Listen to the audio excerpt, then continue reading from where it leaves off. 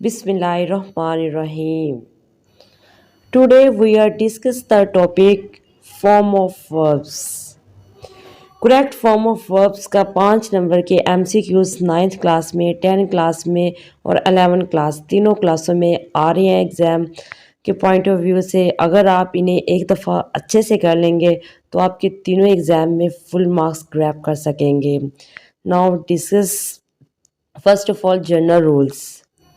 किसी भी सेंटेंस में अगर will, would, shall, should, can, could, may, might, do, does या डिड आ जाए तो हमेशा उनमें वर्ब की फर्स्ट फॉर्म का यूज़ किया जाता है। ये फार्मूले आपको अच्छे से रट जाने चाहिए कि will, would, can, could, may, might, should का यूज़ हो तो हमने किस फॉर्म का यूज़ करना है? फर्स्ट फॉर्म का यूज़ करना है।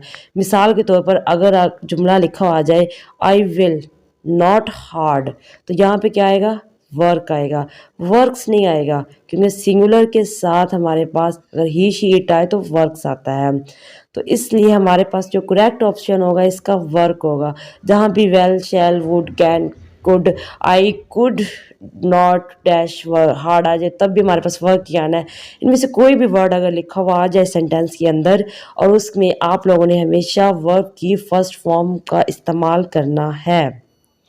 करेक्ट फॉर्म ऑफ वर्ब्स के रूल्स हमारे पास ओवरऑल तो टोटल 10 हैं, लेकिन उनको देखने से पहले हमें कुछ जनरल रूल्स जो हैं उनका पता भी होना बहुत ज़्यादा ज़रूरी है। जैसे कि जब भी वर्ब में हैज़, हैव, हैड अगर आ जाए और उसमें हमेशा कौन सी फॉर्म करनी है? वर्ब की थर्ड फॉर्म यूज़ करनी है। तो इस सेंटेंस में जल्दी जल्दी से बताएं कि वर्ब की थर्ड फॉर्म कौन सी है। डू फर्स्ट है, डिड सेकंड है और डन हमारे पास क्या थर्ड फॉर्म है। तो यहाँ पर they have done their work, she has her क्या करेगी? डन आएगा, डन हर वर्क। तो यहाँ दोनों में हमारे पास वर्ब की थर्ड फॉर्म यूज़ की गई है। चाहे फिक्रे में हैव लिखा है चाहे हैड, आपने फ़ौरन ही वर्ब की थर्ड फॉर्म को टिक कर देना है। अब हम जनरल रूल्स को कंटिन्यू ही करते हैं। टू प्लस वर्ब की फर्स्ट फॉर्म के ING एंड तो क्या होगा? इन्फिनेटिव होगा। I come here with a view to. इस सेंटेंस में आपने ये माइंड में रखना है जब भी आप लोगों के पास टू और उसके बाद कोई भी वर्ब आ जाता है तो वो इन्फिनेटिव का जुमला बन जाता है। I come here with a view to studying, it's a related to infinitive. Infinitive के सेंटेंस में हमेशा टू के बाद वर्ब की फर्स्ट फॉर्म इस्तेमाल की जाती है। ये अपने माइंड में रखना है, इन्फिनेटिव का अक्सर पूछा जाता है। नेक्स्ट जी रूल है आपके पास ये एक्टिव एंड पैसिव वॉइस का। अक्सर एग्जाम में ना इस तरह के MCQs आ रहे होते हैं जो एक्टिव एंड पैसिव वॉइस के रिलेटेड होते हैं। तो आई होप आप लोगों ने एक्टिव एंड पैसिव वॉइस अच्छे से किए हुए होंगे। अगर नहीं किए तो कर लें, उसकी भी वीडियो बना दी गई है। तो अगर आपने वैसे ही कर ली हैं तो ये और बहुत ज़्यादा अच्छी बात है जी। एक्टिव वॉइस का जुमला अक्सर आपने सुना होगा कि द गर्ल्स वर सिंगिंग।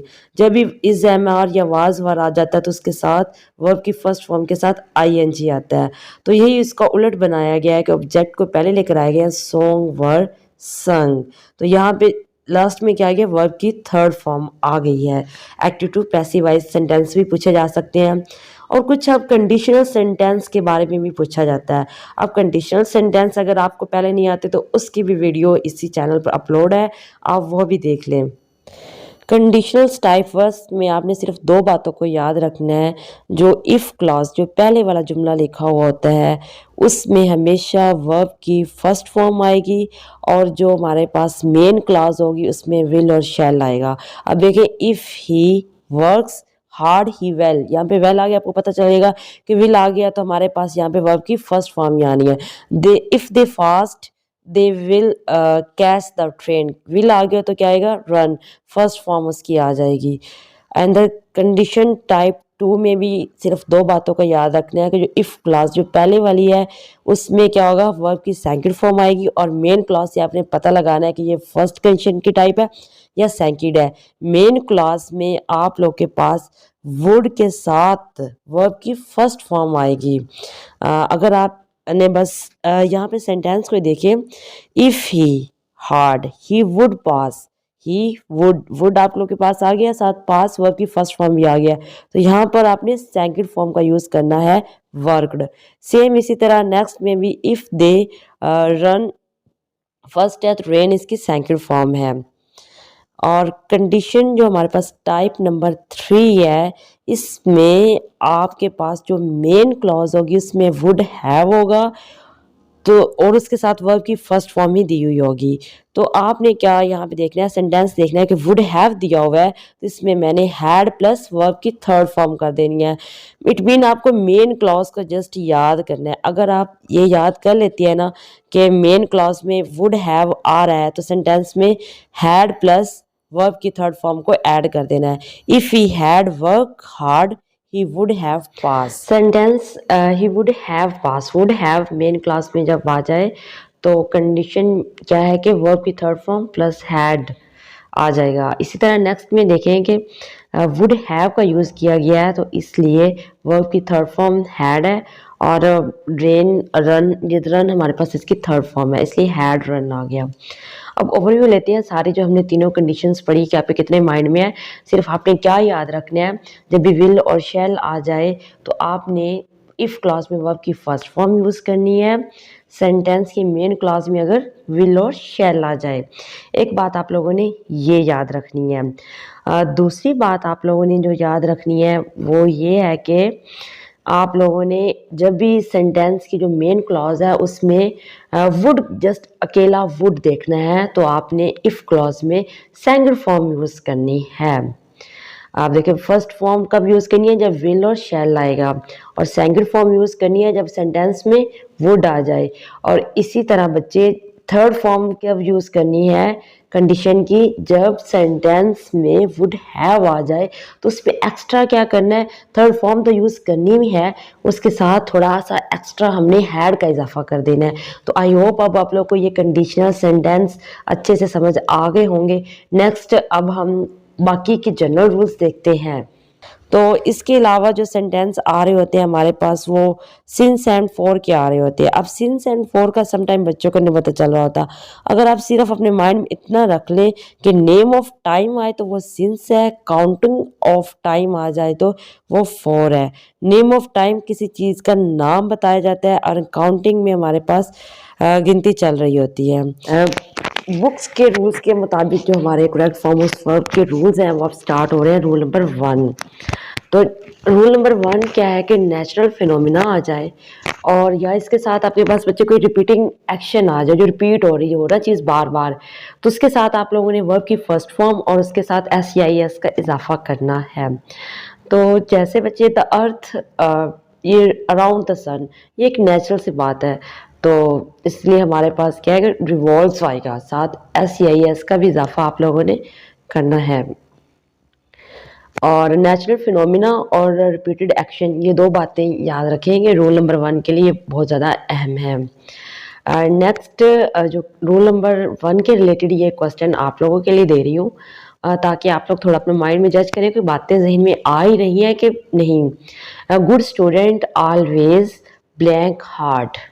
आप ये देखें बच्चे कोई नेचुरल फिनोमिना तो है नहीं, लेकिन एक रिपीटेड एक्शन है, एक रिपीटेड काम हो रहा है, तो इसलिए यहाँ पर भी हमारे पास वर्ब की फर्स्ट फॉर्म ही यूज़ होगी।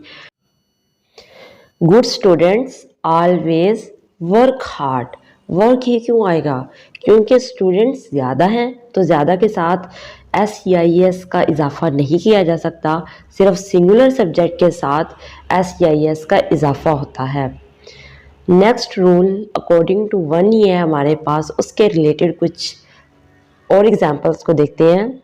She dash her cat very much.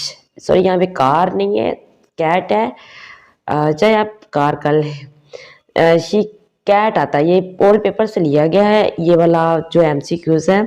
तो यहाँ पर अब आपने अगर इसका MCQs लफ्ज़ ही सोचा है तो वेरी गुड, मतलब आपको थोड़ी बहुत समझ आने लग गई है।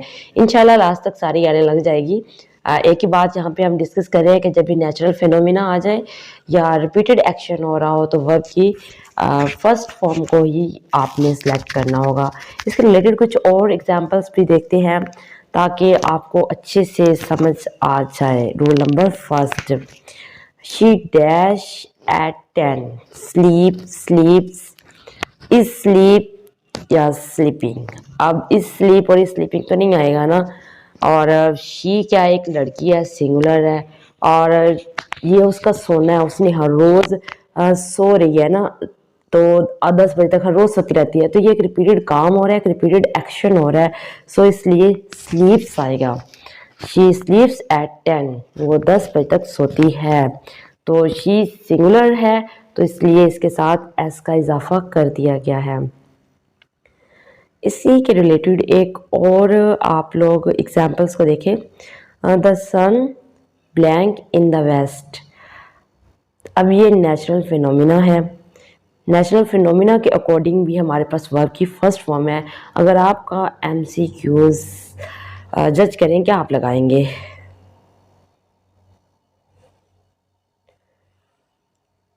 अगर आपने सेट से सेलेक्ट किया तो कॉन्ग्रेचुलेशन, आई होप अब तो आप लोगों को आ गया है फर्स्ट रूल। इसी तरह के ये भी जो लिए जा रहे हैं बच्चे, यहाँ पे एग्जांपल्स ये ओल्ड पेपर से ली गई हैं। जितनी एग्जांपल्स आप लोग के साथ इस वीडियो में हम डिस्कस कर रहे हैं, ये सारी ओल्ड पेपर्स से ली गई एग्जांपल्स, और सम टाइम यही एग्जांपल्स बार बार रिपीट हो रही होती हैं। तो इस तरह ये वाले जो सेंटेंस है ना, ये तो आप लोग के माइंड में अच्छे से बैठ जाने चाहिए। It blank in winter. It blank in winter के साथ वर्ब की फर्स्ट फॉर्म ज़रा सेलेक्ट करें इसका MCQs। Rains. Very good students, it's rains in winter is a correct answer. Rule number first form of verb with repeated action and natural phenomena. First rule almost हमने 6 example के साथ discuss कर लिया है। Now we are forward to the second rule number.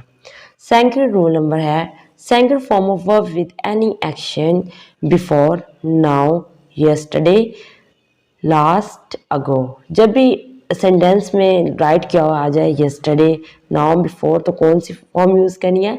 Second. He blank here yesterday. तो come first form होती है, came second form है, हैज़ केम तो आना नहीं है। जस्ट हमने ओनली ऑन सेकंड फॉर्म का इस्तेमाल करना है जब भी आप ये 3 वर्ड सेंटेंस में देखें, नाउ, यस्टरडे, लास्ट, अगो।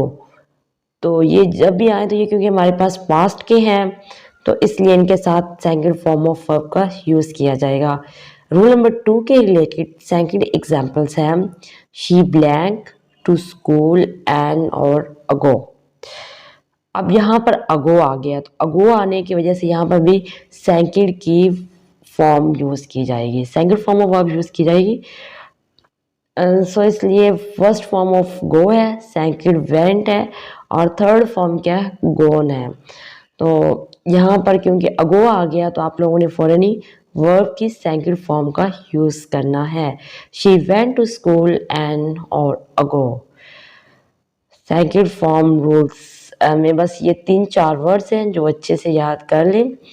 तो ये रूल जितने ज़्यादा अच्छे से रूल याद होंगे उतनी एग्जाम्पल आप अच्छे से जल्दी जल्दी कर सकेंगे। ही blank to Lahore yesterday.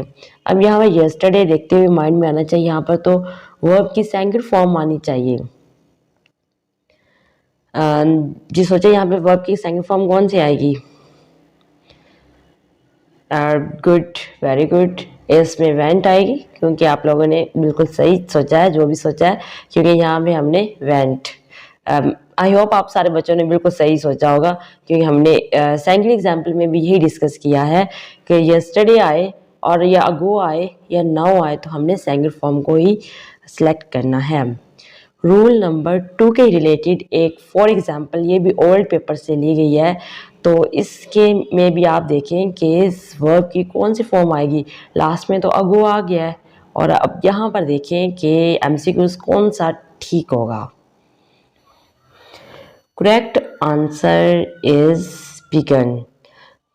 It's very easy. बच्चे अगर आपको फॉर्म ऑफ वर्ब्स आती हैं तो करेक्ट फॉर्म ऑफ वर्ब्स के लिए जस्ट ये रूल्स अगर आप अच्छे से याद कर लें तो आपके ये ना सिर्फ एग्ज़ाम 9th का क्लियर होगा, इससे 10 क्लास का भी और 11 क्लास का भी।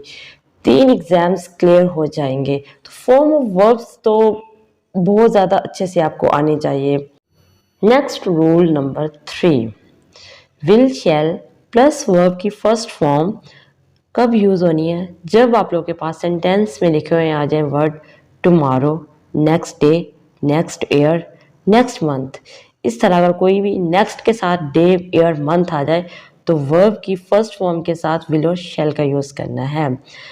ही blank take the examination next year.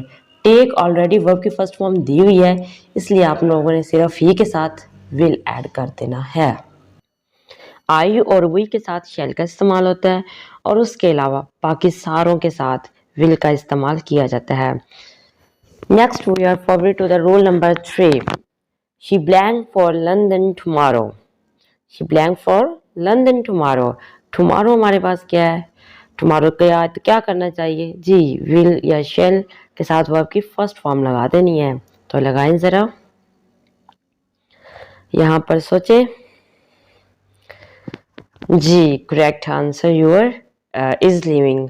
अब बच्चे कहेंगे कि अभी टीचर तो हमें विल शैल पढ़ा रही है, तो यहाँ पे इज लिविंग कैसे करेक्ट आ गया? बच्चे, अगर आप लोग के पास एमसीक्यूज विल ना अवेलेबल हो, विल या शैल ना दिया हो टुमारो के साथ, तो देन आप उसके जो अल्टरनेटिव है इज प्रेजेंट कंटिन्यू को इस्तेमाल किया जाएगा।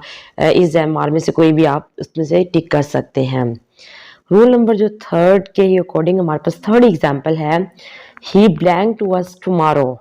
टुमारो आ जाए तो हम लोगों ने पहले ये सोचना है कि विल और शैल कहाँ पर है, तो यहाँ पर है भी एक के साथ और लगाने भी वर्ब की फर्स्ट फॉर्म है, तो जल्दी सोचेंगे इसके साथ है और कौन सी वर्ब की फर्स्ट फॉर्म है। Very good, it's a welcome, it's a correct answer, क्योंकि हमारे पास वर्ब की फर्स्ट फॉर्म होती है और केम, अगर विल केम भी दिया जाता है अक्सर, तो आप लोगों ने लाजमी नहीं कि वहाँ पे एक ही विल दिया होगा, यहाँ पे विल केम भी दे सकते हैं। तो वर्ब की फॉर्म को देखते हुए कि विल और शैल के साथ हमेशा वर्ब की फर्स्ट फॉर्म का यूज़ करना है। रूल नंबर 3 के अकॉर्डिंग एक और एग्जाम्पल है, और पेपर से ली गई है। They will blank for London tomorrow. They will, अब उन्होंने क्या कि फर्स्ट फॉर्म आनी है, विल हमें उन्होंने ऑलरेडी पहले लगा के दे दिया है, तो जब भी अगर सेंटेंस में विल पहले ही लगा हुआ हो तो वर्ब की फर्स्ट फॉर्म ही सिलेक्ट आपने करनी है। तो यहाँ में लीव हमारे पास क्या है? वर्ब की फर्स्ट फॉर्म। आई होप अब आप लोगों को ये करेक्ट फॉर्म ऑफ वर्ब्स के रूल्स बहुत इजी लग रहे होंगे। इनकी प्रैक्टिस इसी तरह बुक में भी बार बार करें, और जिस तरह, और फर्स्ट ऑफ ऑल अगर फॉर्म ऑफ वर्ब्स नहीं आते तो उन्हें अच्छे से क्लियर करें, ठीक है जी। हम नेक्स्ट अपना रूल करते हैं, रूल नंबर 3 के रिलेटेड एक और एग्जाम्पल, जो कि टोटली अब आप लोगों ने खुद ही करनी है। आई ब्लैंक हिम नेक्स्ट मंडे। तो फर्स्ट फॉर्म कौन सी होती है, सेकंड कौन सी होती है इसकी, और थर्ड कौन सी होती है, आप सिलेक्ट करें इसमें ज़रा first form of verb.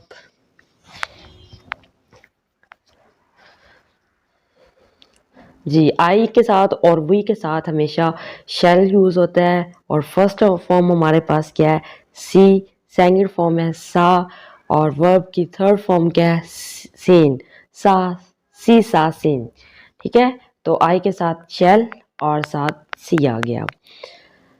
According to our rule number 4, rule number 4 क्या है कि हैज़, हैव अगर सेंटेंस में और उसके साथ वर्ब की थर्ड फॉर्म आ जाए, उसमें सेंटेंस में की पहचान कैसी होगी? अक्सर उन सेंटेंस से पहले क्या ऑलरेडी का वर्ड यूज़ हो होगा। अगर ऑलरेडी ना होगा तो उनमें पास्ट एक्शन होगा, ठीक है, कोई टाइम नहीं होगा लेकिन पास्ट एक्शन होगा। यहाँ पे देखिए, आई blank already 2 cups of T, तो यहाँ पे आई के साथ क्या आना है? हैव आना है। आई हैव, और वर्ब की थर्ड फॉर्म क्या है? टेकन, टेक, टुक, टेकन, टेकन इसके वर्ब की थर्ड फॉर्म है, और आई के साथ हैव होता है, और सिंगुलर के साथ हैज़ का यूज़ होता है। ये रूल नंबर 4 में आपको रिमेंबर करना होगा। रूल नंबर 4 के according example number 2, she already, already आ गया तो वर्ब की थर्ड फॉर्म और साथ हैज़ और हैव। शी, क्योंकि आप लोग के पास एक सिंगुलर है, सिंगुलर के साथ हैज़ हमेशा यूज़ होता है, ठीक है। तो इसमें हमारे पास he already has taken breakfast is a correct answer. Taken verb की थर्ड फॉर्म है, और हैज़ क्योंकि शी सिंगुलर है इसलिए हैज़ का यूज़ किया गया है। और ही, शी, इट के साथ हैज़, और बाकी आई, वी, दे के साथ हैव यूज़ करते हैं। रूल नंबर 4 के ही according example number 3, they already blank lunch, take, took, has taken, have taken, which is the correct answer? Please think.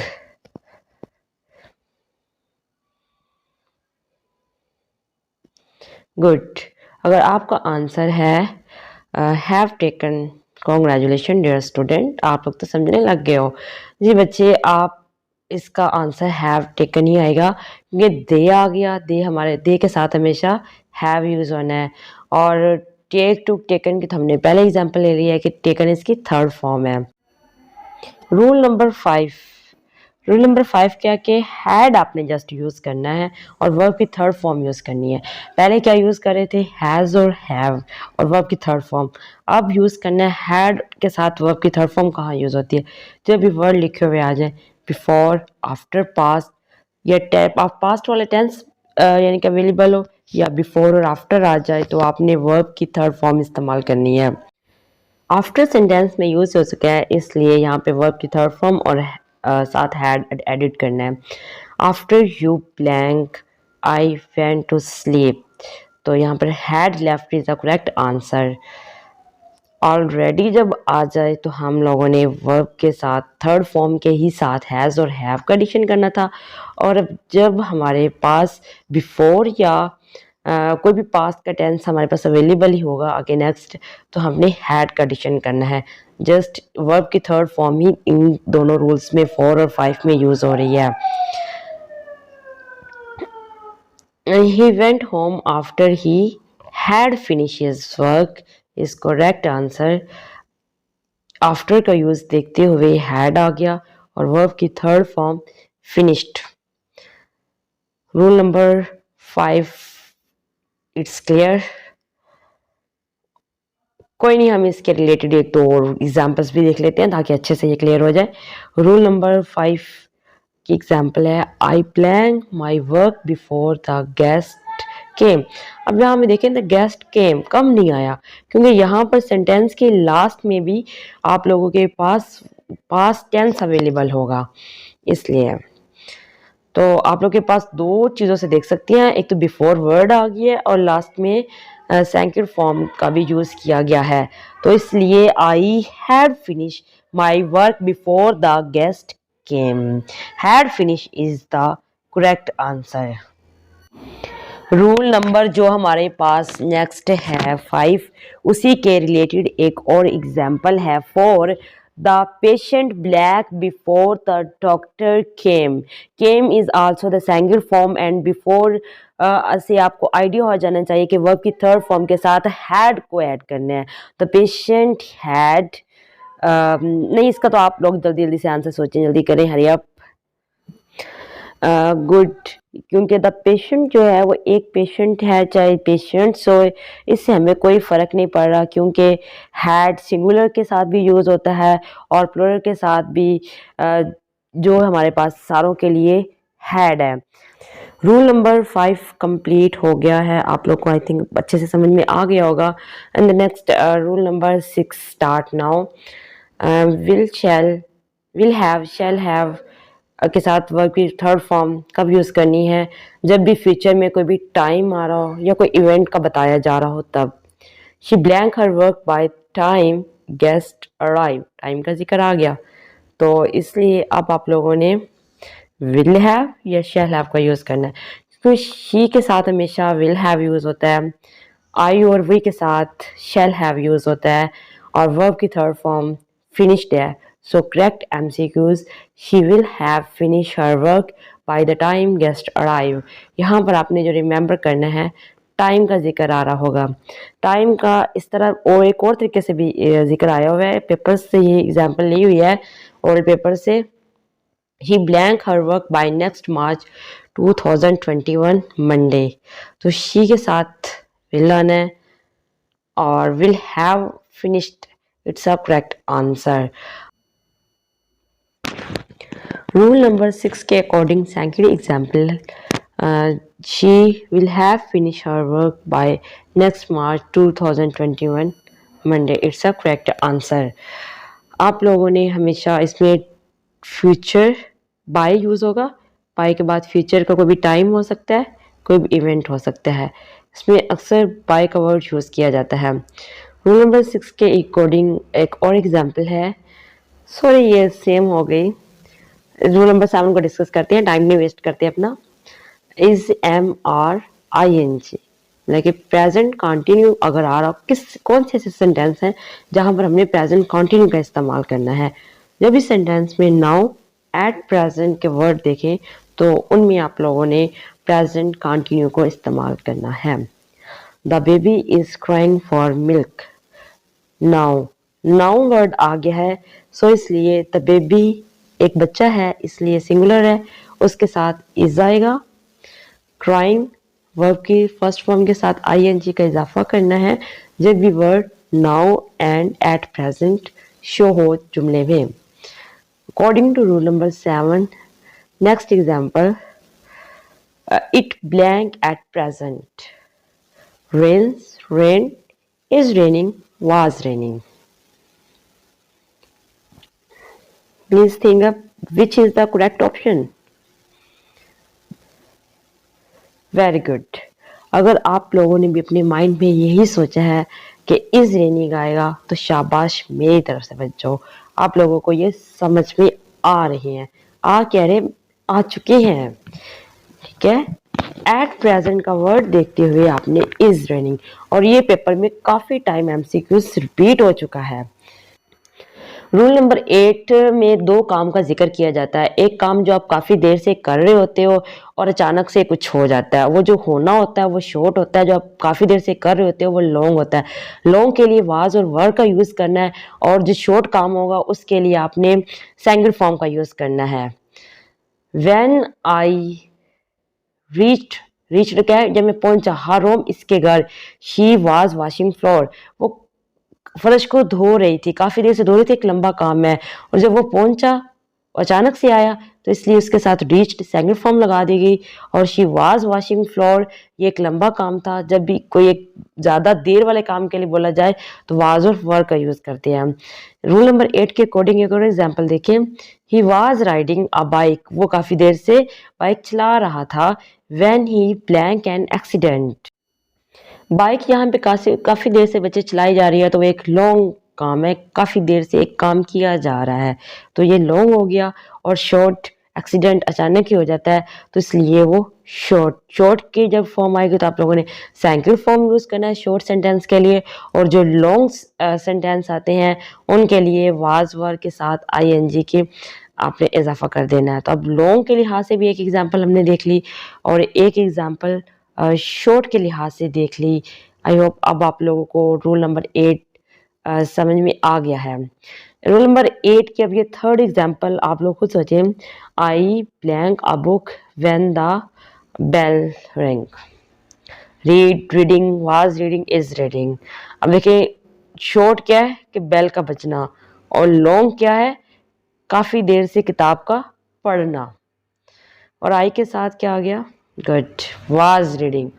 He was reading, I was reading, मैं book पढ़ रही थी, ठीक है। When the bell ring, और जब घंटी बजी, तो यहाँ पर घंटी का बजना शॉर्ट काम है, और मेरा काफ़ी देर से बैठकर बुक पढ़ना क्या था, एक लॉन्ग काम था। तो लॉन्ग और शॉर्ट वे से आपने इन्हें देखना है। रूल नंबर 9, रूल नंबर 9 की फर्स्ट एक रूल है हमारे पास कि हैज़ बीन और हैव बीन का यूज़ करना है, और उसके साथ वर्ब की फर्स्ट फॉर्म के साथ आईएनजी। इन सेंटेंस में क्या होगा, सिंस और फॉर मतलब कि टाइम का जिक्र आ रहा होगा, एंड एक्शन का भी आ रहा होता है। I have been waiting here for 2 hour, I के साथ हैव बीन यूज होता है, so that why it's correct option I have been waiting. और 2 घंटों का नाम लिया गया है, काउंटिंग चल रही है, तो इट मीन इसमें फोर फोर आएगा ना, सिंस एंड फॉर वाले रूल्स में आ रहा है, लाइक कर रहा है टाइम में सिंस और फॉर के लिहाज से, तो इसलिए हैज़ बीन और हैव बीन के साथ फर्स्ट फॉर्म की आईएनजी वाली आनी है। अब यहाँ में देखें आई के साथ क्या आना है, हैव बीन आता है और आई हैव बीन डूइंग आएगा। It's a correct answer because I had been doing नहीं आ सकता, क्योंकि जब भी हमारे पास फॉर और सिंस टाइम का जिक्र आए तो देन हमने यहाँ पे देखे 2 घंटों का आ गया, तो ये भी फॉर के लिहाज से हो गया, तो इसलिए। अब सिंस में क्या होता है कि हमें नाम टाइम का बता दिया जाता है, नेम बता दिया जाता है, और फॉर में क्या होता है इसकी काउंटिंग चल रही होती है।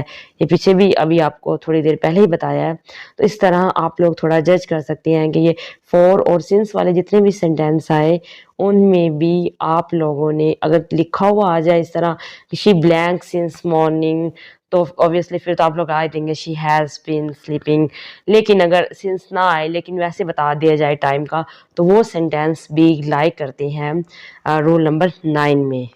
काउंटिंग आ जाए या किसी कोई भी हमारे पास नाम आ जाए, देन आप लोगों ने हैज़ बीन और उसके साथ वर्ब की फर्स्ट फॉर्म के साथ आईएनजी का इजाफा कर देना है। Rule number 3। इसी के रिलेटेड हम कुछ और एग्जांपल्स को देख लेते हैं जिससे अच्छे से आप लोग रूल नंबर जो 9 है इसको क्लियर कर लें। रूल नंबर 9 के ही अकॉर्डिंग हमारे पास एग्जांपल नंबर 4 है, आई blank living in this house since 1990। अब यहाँ पर उन्होंने कायदा हमें सिंस लगा दिया, टाइम बता दिया, यहाँ पे तो आल्सो मीन क्लियर हो गया है। और अब यहाँ पे देखेंगे कौन सा एमसीक्यूज करेक्ट है, सोचें। Very good, student. If you think correct answer have been, I have been because living already उन्होंने हमें verb की first form के साथ ing लगा के भी दे दिया है। Just आप लोगों ने form of verb यहाँ से select करनी थी। तो I have been living in this house since 1990। Rule number 9। Rule number 9 के ही अकॉर्डिंग एक last examples second last example है, इसको डिस्कस कर लेते हैं। The book blank on the table for week. तो द बुक एक सिंगुलर है, उसके साथ क्या आना चाहिए और कौन सी फॉर्म आनी चाहिए, ऊपर रूल के लिखा भी हुआ है। जल्दी जल्दी सोचें। Very good, student. If you think correct answer has been laying. The book has been laying on the table for weeks. Correct answer has been क्यों आया, क्योंकि द बुक है वो एक सिंगुलर है, इसलिए has been।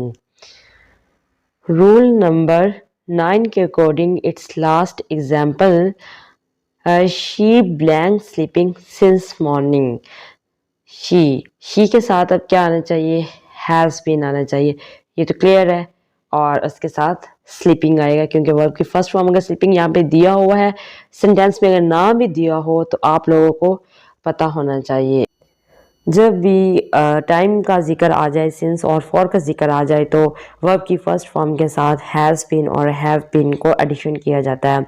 आई होप आप लोगों को रूल नंबर 9 भी अच्छे से क्लियर हो गया होगा। अब इसकी मोर और एग्जांपल समझाने की ज़रूरत नहीं है। नेक्स्ट लास्ट एक और थोड़ा सा देख लेते हैं। रूल नंबर 10 है, ये ड्यूरेशंस के अकॉर्डिंग होता है। अगर ड्यूरेशन वाले भी कोई सवाल आ जाए तो उनमें भी वर्ब की फर्स्ट फॉर्म के साथ आईएनजी और पास्ट कंटिन्यू का इस्तेमाल किया जाता है। ड्यूरेशंस 10 क्लास में होती है, तो नाउ देन दिस को दैट में इस तरह के अगर लास्ट में देन आ गया, यहाँ पर I blank the paper then, तो I was reading the paper then. अब ये जो यहाँ पे ओवरऑल पूरा खुलासा है जो हमने पीछे पढ़ा उस सारे का, के type of verbs and use where is and type of tense, ये जितने आप लोगों को मैंने 9 रूल्स बेसिकली पढ़ाए हैं। अब आप इसको देखेंगे तो आपको समझ में आएंगे, क्योंकि पहले अगर आपको ये रूल्स बता दिए जाते तो आपको समझ में नहीं आते। जैसे रूल नंबर फर्स्ट में आपको पढ़ाया गया था कि अगर फिनोमिना आ जाए या रिपीटेड एक्शन या नेचुरल फिनोमिना आ जाए तो आपने प्रेजेंट इंडेफिनिट का यूज़ करना है। प्रेजेंट इंडेफिनिट का फार्मूला आपको पता है, वर्ब की फर्स्ट फॉर्म यूज़ की जाती है, इसी तरह इन सारों में आपने यूज़ करते जाना है। रूल नंबर सेकंड में देखें, कभी से यूज़ अगर जब यस्टरडे लास्ट अगो आए तो अपने पास्ट इंडेफिनेट का यूज़ करना है। टुमारो आ जाए तो फ्यूचर इंडेफिनेट का, ऑलरेडी आ जाए तो प्रेजेंट परफेक्ट का। अगर आपको टेंस आते हैं और आप एक पे से भी अच्छे से समझ सकते हैं, और पीछे भी रूल्स आप लोगों को डिटेल में समझा दिए गए हैं। और ये हमने जो 9 रूल्स डिस्कस किए हैं ये उनका ओवरव्यू पूरा चार्ट है, इसको आप अच्छे से नोट डाउन कर लें। अल्लाह हाफिज़ बच्चों, मिलते हैं नेक्स्ट वीडियो में। आई होप आप लोगों को ये वीडियो अच्छे से समझ आ गई होगी।